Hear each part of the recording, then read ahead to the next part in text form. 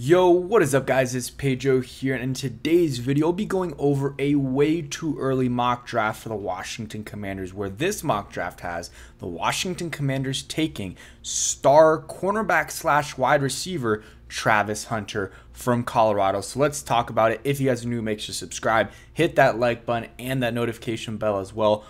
All those things really help out the channel a ton, so go ahead and do that for me. Trying to hit 13,500 subscribers very soon. And yeah, let's get into it. I know some people are going to be like, Pedro, why are you making this video? It's way too early to talk about mock drafts and stuff. We have a game on Monday. And yes, you are right. But first off, I thought this would be interesting, and you know, Commanders are on a rebuild, and you know, maybe they'll make the playoffs. I don't think so, but this season's really about the development of the young players, specifically Jaden Daniels. Also, we don't have a game till Monday, so extra day, decided, you know what, I'll do an extra type of video, and it'll be a mock draft. I probably won't do one until, you know, maybe the bye week is probably when I'll next do it. But this is the mock draft, and the order is a little bit different. Some people might be like, well, you know, some of these teams would be higher or lower based off their record. This is based off of Super Bowl odds, which I think does make it better for, you know, mock drafts, because, you know, there's some teams like the Ravens, they're 0-2. It's not realistic to have them picking number 1 or number 2 or number 3 like the rest, or number 1 or number 2 like these you know, other 0-2 teams. It just doesn't make sense.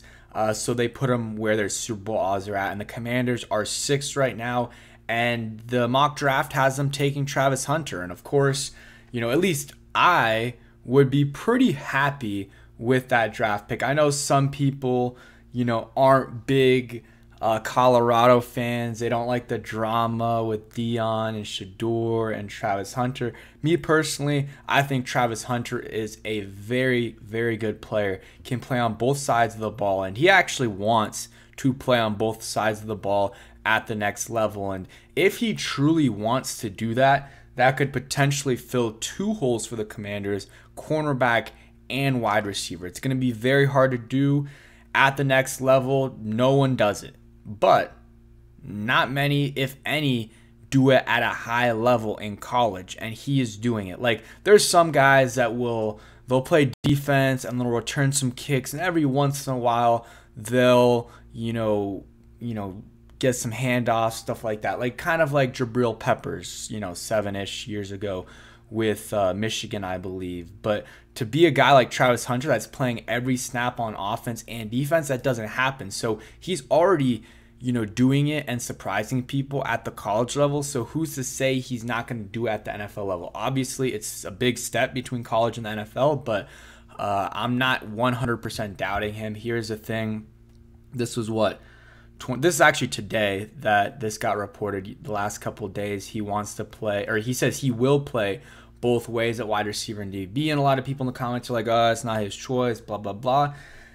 You know, I don't know. I think if he wants to play, they're going to give him a chance to play both sides until he shows that he can't do it or is detrimental to himself or to the team. If he's playing, like, they're going to let him do it until he shows that he can't. That's kind of how I feel about it. Or at the very minimum, let's say he decides to go DB, play DB, they'll still like let him maybe return if he wants to, or take some handoffs, or play some snaps at receiver, kind of like what Dion did in Dallas.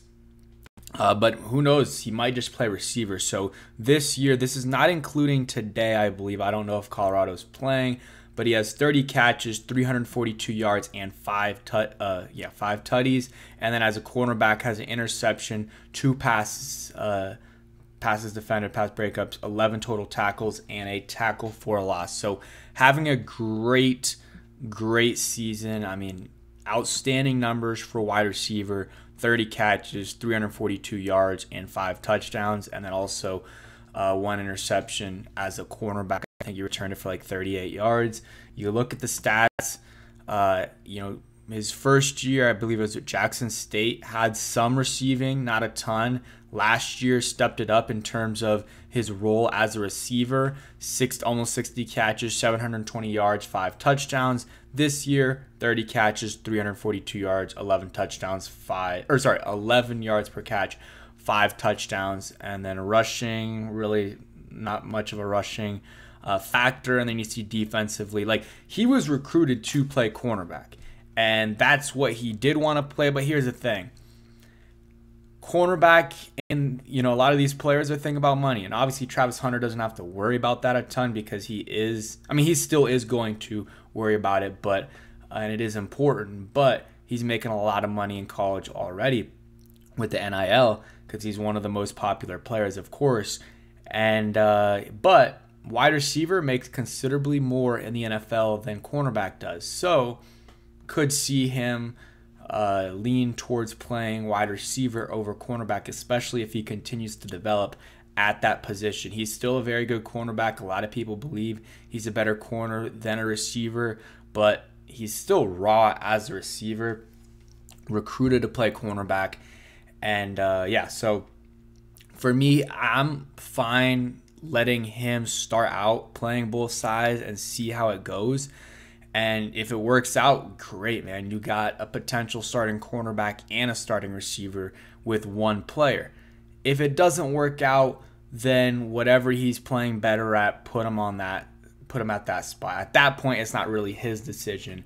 But at least let him start out trying to see if he can play both. To really, if he plays well at both, again, that's a huge plus to you. If not, it'll show him, okay, you can't do this, and it won't be pitting him against the Commanders if the Commanders are like, oh no, you're playing receiver. So that's kind of how I would play the whole situation out. I know it's super early to talk about draft stuff. I know a lot of people are going to be like, why are you guys talking about that, or why are you talking about that? It is what it is.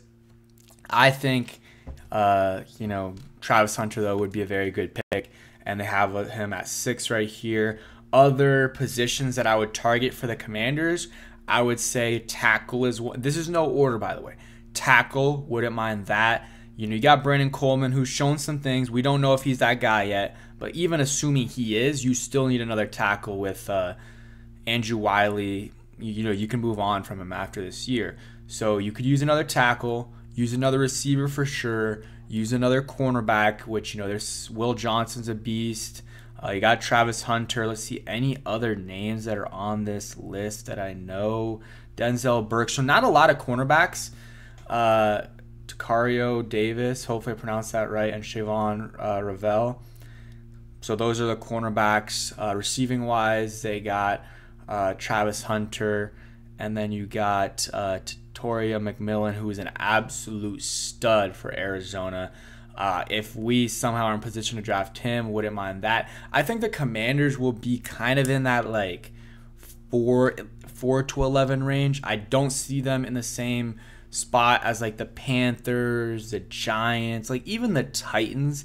But then after that, I see them in that next tier of teams, and maybe they surprise me and some people and win 8, 9 games, and in that case they're like 16, 17, 18.